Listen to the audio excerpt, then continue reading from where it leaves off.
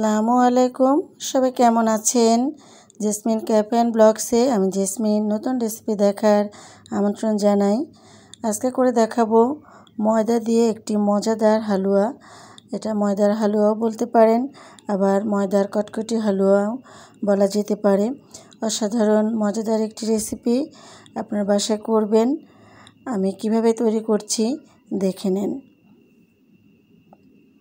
আমি চুলায় একটা কড়াই দিয়েছি, এখানে ঘি দিয়ে দিলাম। এই রেসিপিটি কিন্তু সম্পূর্ণ ঘি দিয়ে করলে ভালো হয়। যারা ঘি অ্যাভয়েড করেন তারা এর সাথে একটু সয়াবিন তেল মিশিয়ে অল্প করে ঘি দিয়েও করতে পারেন, তবে সম্পূর্ণরূপে ঘি দিয়ে করলে টেস্টটা ভালো আসবে। আমি ঘিতে 1 কাপ ময়দা দিয়ে দিলাম। ময়দাটাকে ভালো করে ঘির সাথে ভেজে নিচ্ছি। জালটা কিন্তু মিডিয়ামে রেখেছি, হাইতে রাখা যাবে না, তাহলে পুড়ে যাবে। ভিডিও ভালো লাগলে লাইক কমেন্ট শেয়ার করে আমার পাশে থাকবেন। আপনি যদি আমার চ্যানেলে নতুন হয়ে থাকেন, আমার রেসিপি ভালো লাগলে আমার চ্যানেলটিকে সাবস্ক্রাইব করে আমার পাশে থেকে যেতে পারেন। তার জন্য পাশে থাকা বেলটি ক্লিক করে দিবেন, যাতে করে আমি নতুন কোনো ব্লগ ভিডিও দিলে সবার আগে আপনি নোটিফিকেশানে পেয়ে যেতে পারেন। যারা ফেসবুক পেজ থেকে আমার ভিডিওটি দেখছেন, আমি আশা করব আমার পেজটিকে ফলো করে দিবেন। যারা এখনও লাইক দিতে ভুলে গেছেন, প্লিজ একটা লাইক দিয়ে দিবেন। আমি এরই মাঝে 1/2 কাপ গুঁড়ো দুধ দিয়েছি। গুঁড়ো দুধটা কিন্তু মাস্ট দিতে হবে, গুঁড়া দুধেই এই হালুয়ার টেস্টটা বাড়িয়ে দিবে। গুঁড়া দুধটা দিয়ে কিছু সময় নাড়িয়ে চাড়িয়ে আমি মিশ্রণটাকে ঢেলে নিয়েছি। এখন এই পাত্রেই আমি হালুয়াটি তৈরি করব। আমি কড়াইতে 1 কাপ চিনি দিয়ে দিয়েছি, আর 1/2 কাপ পানি দিয়ে দিলাম, স্বাদ মতো একটু লবণ দিয়ে দিলাম। মিষ্টিটা আপনারা আপনাদের টেস্ট অনুযায়ী দিয়ে নেবেন, কেউ কম বেশি খেতে পারেন, সেভাবে দিবেন। আমি আমার টেস্ট অনুযায়ী মিষ্টিটা দিয়েছি। আর এখানে 3টা সাদা এলাচ মুখটা ফাটিয়ে দিয়েছি। আপনি চাইলে এলাচের গুঁড়াও দিতে পারেন।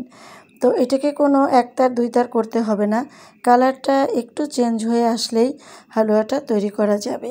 তবে কন্টিনিউ নাড়াচাড়া করতে হবে, না হলে কিন্তু তলানিতে পুড়ে যেতে পারে।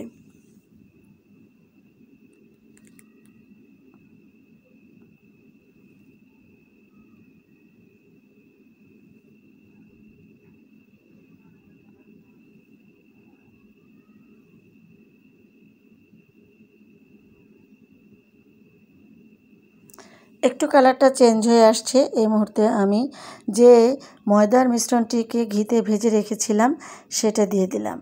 দিয়ে দ্রুতই মিশিয়ে দিতে হবে। আর ভিতরে যখন দেখবেন যে একটু একটু দলা পেকে আছে, সেগুলোকে স্প্যাচুলা দিয়ে খুব সুন্দর করে ভেঙে ভেঙে দিবেন, যাতে করে হালুয়াটা মসৃণ হয়। এই কাজটি খুব ধৈর্য সহকারে করতে হবে। চুলার জালটা মিডিয়াম থেকে লোতে রাখতে হবে।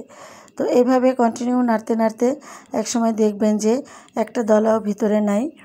তো আমি নেড়ে নিয়েছি। এখন এখানে আমি কিছু কাজু আর কাঠবাদাম দিয়ে দিলাম, আর 1 টেবিল চামচ মতো ঘি দিয়েছি।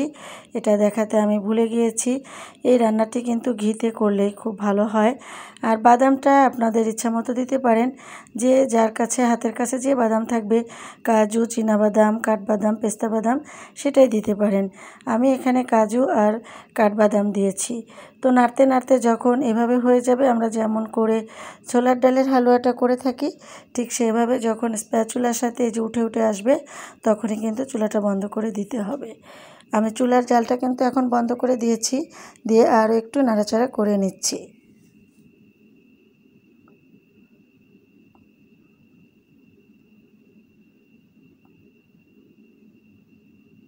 আমি কিন্তু একটা প্লেটে প্রথমে ঘি ব্রাশ করে রেখেছিলাম, সেটাই নামিয়ে নিয়েছি। এখন এই যে স্প্যাচুলা দিয়ে ভালো করে একদম সমান করে চৌকো করে একটা সাইজ করে নিচ্ছি। একটু সামান্য ঘি দিয়ে দিচ্ছি, আর এটা কিন্তু গরম অবস্থাতেই করতে হবে। তো এভাবে চারপাশে একটু ঠিকঠাক করে নিতে হবে।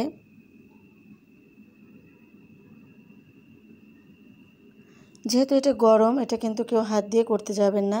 আমার স্প্যাচুলাটা দিয়ে ভালো হচ্ছিল না, এই জন্য আমি স্টিলের এই স্প্যাচুলাটা নিয়েছি, আর এটা দিয়ে খুব সুন্দরভাবে অফ ক্যামেরায় করে নিয়েছি, দেখতে পাচ্ছেন। তো আপনারা এইভাবে করে নেবেন, আর কখনো এটা হাত দিয়ে করা যাবে না, যেহেতু অনেক গরম। তো আমি একটু সাইজ করে নিলাম। এখন আমি কিছু কাজু বাদাম আর পেস্তা বাদাম উপর দিয়ে দেখার সৌজন্য একটু সেট করে দিলাম।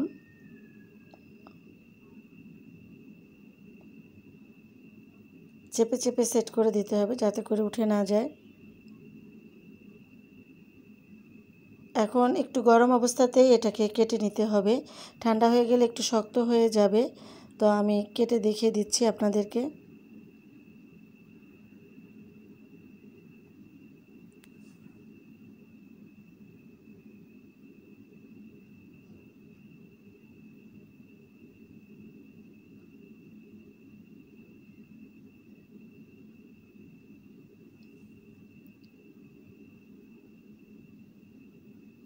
ছুরিতে একটু ঘি ব্রাশ করে নেবেন। তো আমার এই যে আমি কেটে নিয়েছি।